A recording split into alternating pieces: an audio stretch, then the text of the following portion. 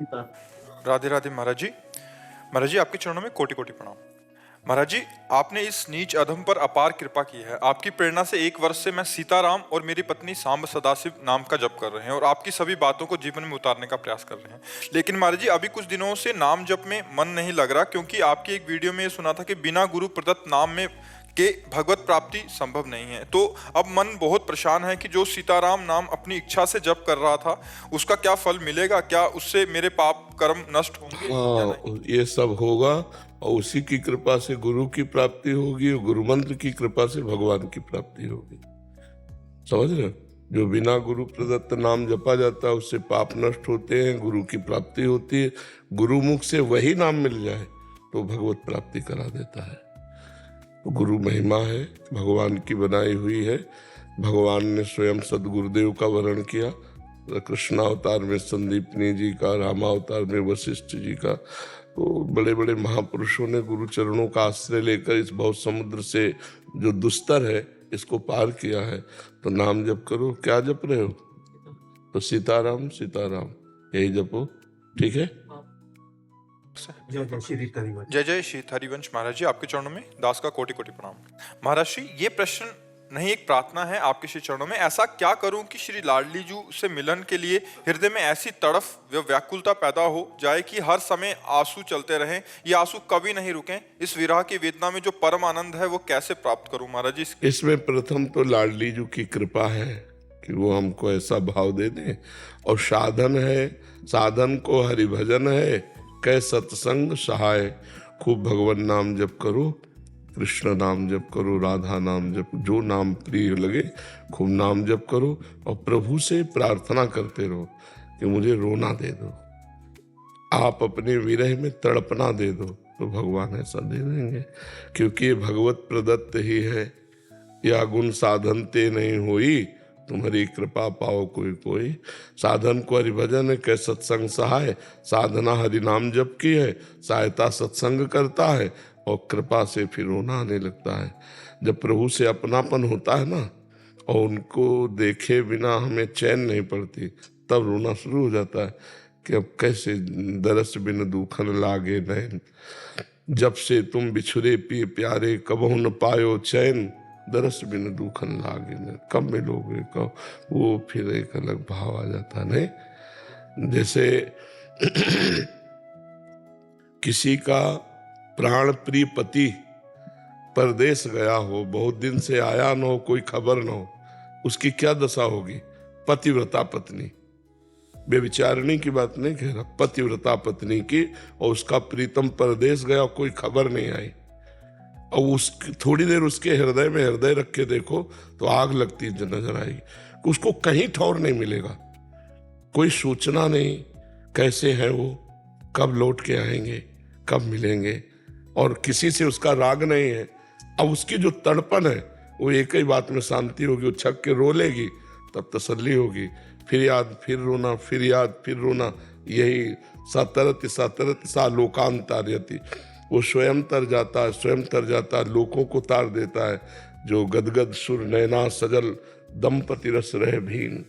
यही गति वृंदा विपिन में फिरे प्रेम तल्लीन। भगवान के लिए रो रहा है, तड़प रहा है, तो जहाँ चरण रखता है वो भूमि पावन हो जाती है। भगवान के लिए रोना कहाँ आता है? भगवान का प्रसंग चल रहा हो और अपना कोई दुखद विषय लग जाए तो रोना आ सकता है, लेकिन डायरेक्ट भगवान पर रोना, ये किसी लाखों रोने वालों में किसी एक के होगा। लाखों में कोई एक रोता है ऐसे प्रसंगों पे, पर उस प्रसंग में वो और कोई प्रसंग जोड़कर रो रहा है। डायरेक्ट भगवान के लिए रोना, ये बहुत भगवान फिर उसे निश्चित प्राप्त हो जाते हैं जो भगवान के लिए रोता है। किशोरी जी ने स्वयं बताया कि मेरे प्रीतम की प्राप्ति का अगर कोई मूल्य चुकाना चाहता है तो वो है आंसू, आंसुओं से। तो कबीरा हंसना छोड़ दे, रोने से कर प्रीति, बिन रोए किन पाइया प्रेम प्यारा मीत। प्रेम प्यारे ठाकुर जी को प्राप्त करने के लिए हमारे पास कोई बस नहीं है, तो फिर एक रोना ही बनता है कि आ जाओ, आप कृपा करके आ जाओ, हमारे हृदय में आ जाओ, हमारे नेत्रों में आप दीख पड़ो। हो तो सर्वत्र, पर दिखाई नहीं दे रही है। मेरी सामर्थ्य की बाहर की बात है। आप अपनी कृपा से हमें वो सामर्थ्य दो जिससे मैं आपको पा जाऊं, आपको देखूं। जी। डॉक्टर रमन मोहन शर्मा जी, अलीगढ़ से। स्वामी जी, आपके आध्यात्मिक विचारों से अभिभूत हूँ। यूट्यूब पर आपके विचारों से जुड़ा हुआ हूँ। डॉक्टर होने के नाते आपकी शारीरिक स्थिति को समझता हूँ। इस बीमारी के साथ आप जो ये कार्य कर रहे हैं वो अविस्मरणीय है। मेरा आपको शत शत नमन। महाराज जी, मेरा प्रश्न है कि भाग्य और पुरुषार्थ में क्या अंतर है? इनमें कौन बड़ा? क्या ये आपस में जुड़े हुए हैं? क्या पुरुषार्थ से मुक्ति का द्वार खुल सकता है? हाँ, पुरुषार्थ बहुत प्रबल चीज है, पर लौकिक कार्यों में पुरुषार्थ उतना प्रबल नहीं है। प्रारब्ध जोर का होता है। जैसे आपने बहुत अच्छी पढ़ाई की, डिग्री प्राप्त की, लेकिन आपके भाग्य में सांसारिक सुख नहीं बधा है, तो आपको नौकरी नहीं मिलेगी, आपकी डिग्री की कोई मान्यता नहीं मानी जाएगी। आप अच्छा व्यापार कर रहे हैं करोड़ों रुपए लगाकर, लेकिन आपका प्रारब्ध बुरा है, भाग्य बुरा है, तो पुरुषार्थ हुआ व्यापार और प्रारब्ध हुआ भाग्य आपका, वो आपको गिरा देगा, करोड़ों की हानि हो जाएगी, लाभ नहीं मिलेगा। प्रारब्ध अच्छा है, आप ज्यादा पढ़े लिखे नहीं हो लेकिन आप बहुत धन कमा रहे हो। प्रारब्ध अच्छा, करोड़ों रुपए लोग कमा रहे हैं, प्रारब्ध बढ़िया है। और ऐसे हम आपको दिखाएं जो डिग्री लिए हैं, कोई किसी काम में नहीं आ रहे हैं, तो कहीं इस लौकिक क्षेत्र में प्रारब्ध जोरदार होता है। देखो, प्रारब्ध के अनुसार हम जन्म लिए, हमें रूप मिला, हमें वैसे ही माता पिता मिले, वैसे प्रॉपर्टी वाले माता पिता मिले, नहीं तो हम अरब खरबपति के घर पैदा हो जाते, पर हमको हमारे प्रारब्ध के अनुसार मिला है। अब पुरुषार्थ जो जोर का होता है वो भजन होता है। लौकिक पुरुषार्थ जोर का नहीं होता है कि आप चाहे जितना व्यापार कर लो, हर कदम पे घाटा। अगर प्रारब्ध बुरा है ना तो हर कदम पे आपको गिराएगा वो। और अगर भजन कर लिए तो प्रारब्ध को रौंद दोगे, क्योंकि पूर्व का शुभ और अशुभ कर्म ही इस जन्म का प्रारब्ध बनता है आकर के। शुभ हुआ तो सुख मिलता है, अशुभ हुआ तो दुख मिलता है। और अगर हम भजन कर ले गए डट के, ये प्रारब्ध को मिटा देगा, ये पूर्व के संचित कर्म को भस्म कर देगा। पर भजन करना कठिन है। देखो, भगवान का नाम निरंतर रटना देखो आप कितना कठिन है। मन के द्वारा एकाग्र होकर एक नाम में 1 घंटा कोई रोक ले अपने मन को, हम उसे बहादुर माने। 1 घंटे किसी एक नाम पर, हमारी बात को समझा जाए, जैसे राम, 1 घंटे राम नाम से मन नहीं हटना चाहिए। करके देखो, 5 मिनट नहीं टिकोगे।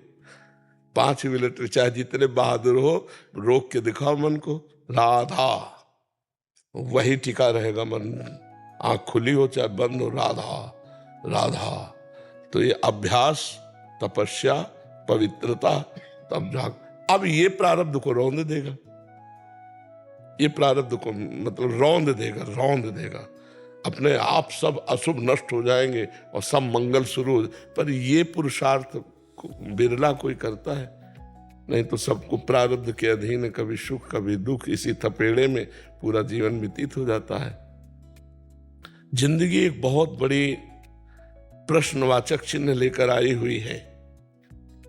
इससे हमको उत्तर देना है। अगर उत्तर देकर नहीं गए तो 83,99,999 योनियां वो हमें बलात् भोगनी पड़ेगी।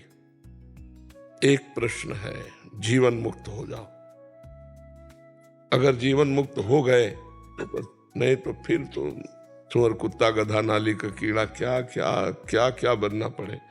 इसलिए बड़े भाग मानुष तन पावा, सुर दुर्लभ सदग्रंथन गावा, साधन धाम मोक्ष कर द्वारा, पाई न जे परलोक समारा, सो परत्र दुख पावई, सिर धुनि धुनि पछताए, काल ही कर्म ईश्वर मिथ्या दोष लगाए। तो पुरुषार्थ के द्वारा प्रारब्ध को, संचित कर्म को, क्रियमाण को, तीनों को नष्ट करके हम भगवत प्राप्ति करते हैं। हमारे भाग्य में भगवत प्राप्ति नहीं लिखा होता, वो पुरुषार्थ से किया जाता है। सुख और दुख ये भाग्य के हैं, और प्रारब्ध को मिटाने के लिए जोरदार केवल भगवान का भजन है और कुछ नहीं है। जैसे किडनी प्रारब्ध का फल है, तो पुरुषार्थ इतना जोर का है कि 12 बजे रात्रि से दिनचर्या चल रही है। जब दवा के द्वारा हम किसी भी इंद्री को शून्य कर देते हैं तो चाहे काट दो किसी भी जगह को। तो क्या भगवान में इतनी सामर्थ्य नहीं है? आप सोचो, भगवान की सामर्थ्य से ही तो दवा में सामर्थ्य आती है। तो जब मन भगवान में लगा हुआ है तो शरीर में पीड़ा है, कोई फर्क नहीं। पुरुषार्थ प्रबल हो तो प्रारब्ध को रौंद नहीं, अगर पुरुषार्थ ना होता तो रौंद देता हमें। रुपया, पैसा, पीड़ा, परिवार, कितना कष्टप्रद होता, नहीं होता जी। महाराज जी आप जादूगर हो, ये मेरी बेटी ने अभी बोला 10 मिनट पहले। ये कल रात को एक क्वेश्चन लिख के लेके आई थी कि पापा मेरे कृष्णा कृष्णा बोलते हैं, मदर मेरी बम बम बोले बोलती है, दादू मेरे वाहिगुरु बोलते हैं, मैं क्या जपूं? और यही क्वेश्चन लिख के दिया है। और आज आपने आते ही सुबह इसको बोला तो उसने मुझे चुपके से बोला धीरे से, बाबा जी क्या सच्ची में जादूगर हैं? महाराज मन को जो है कैसे टिकाए नाम पे? अभ्यास के द्वारा टिकता है। जैसे आपने कभी अभ्यास नहीं किया तो 5 बार तो टिका ही सकते हो ना, राधा राधा राधा राधा राधा। अब ये जाएगा, फिर ले आओ, फिर 5 बार टिकाओ, फिर जाएगा, फिर लाओ। तो अभ्यास योग युक्तेन चेतसा नान्यगामिना। अगर हम बार बार ऐसा अभ्यास करेंगे तो जो कभी 5 मिनट नहीं लगता था वो 5 मिनट लगने लगेगा।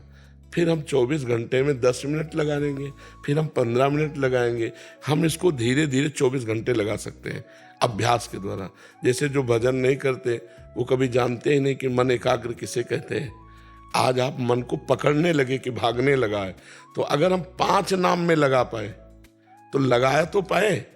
अब हम धीरे धीरे उसे 6 नाम में, 7 नाम में, 10 नाम में, 20 नाम में टिकाएंगे और जहां भगेगा फिर उसे लाएंगे। बार बार गए हुए मन को किसी वस्तु, व्यक्ति, स्थान में ही जाएगा, वहां से हटाकर अपने लक्ष्य में लगाना, इसे अभ्यास कहते हैं। अभ्यास के द्वारा हम मन को अधीन कर सकते हैं। भगवान ने 2 बातें कही हैं अर्जुन जी से। अर्जुन जी ने कहा मन बड़ा चंचल है, इससे योग कैसे होगा? तो भगवान ने कहा अभ्यास और वैराग्य। वैराग्य के द्वारा मन को समस्त जगत से हटाओ और अभ्यास के द्वारा नाम में पुष्ट करो, भगवान में पुष्ट करो, धीरे धीरे लगने लगेगा। और अभ्यास ऐसी चीज है कि जैसे अभी आपसे हम बात कर रहे हैं और जहाँ छोड़ो तो आपका मन संसार में भाग जाएगा। अपने लोगों का है कि जहां हम आपसे बात खत्म की वो तुरंत भगवान में लग जाएगा, क्योंकि बचपन से अभ्यास किया इस बात का, तो फट से भगवान में लग जाएगा। भगवान किसी और कोई है ही नहीं, न रिश्ता है, न कोई नाता है, न संतान है, न किसी से कोई मतलब है, न कोई प्रियता है। और जो कुछ सामग्री है सब पता है नाशवान है, एक दिन छूटेगी तो इसका कोई महत्व नहीं। तो मन जहां हटा और जिस कार्य में लगा उससे हटा, तुरंत भगवान में चला जाता है। आपका तो शरीर है, पत्नी है, पुत्र है, परिवार है, घर है, रिश्ता है, नाता है, और ये सब सत्य मान रहे हैं। तो जहां सत्संग और नाम से मन हटा तो इसी में जाएगा, रिश्ते नाते इन्हीं में जाए। तो उनसे हम बार बार हटा करके नाम में लगावें भगवान के, तो धीरे धीरे आप देखोगे कि मन टिकने लगा। उबे ना, उकताए ना, जल्दीबाजी ना करे, धैर्य पूर्वक धीरे धीरे कि यार 5 नाम में हम टिका पाए, अब हम 10 नाम में टिका पाए, अब हम 12 नाम में टिका पाए, अब हम उन्नति को प्राप्त हो रहे हैं। जिस मन को बस में करना कठिन है उसको हम 15 नाम में टिका लिए, तो हमने बहुत बड़ी उपलब्धि प्राप्त कर ली। अब धीरे धीरे हम इसे और 15 मिनट में लाएंगे, फिर हम इसे 15 घंटा में लाएंगे, फिर इसे हम बराबर अखंड स्मृति। तो ऐसे अभ्यास से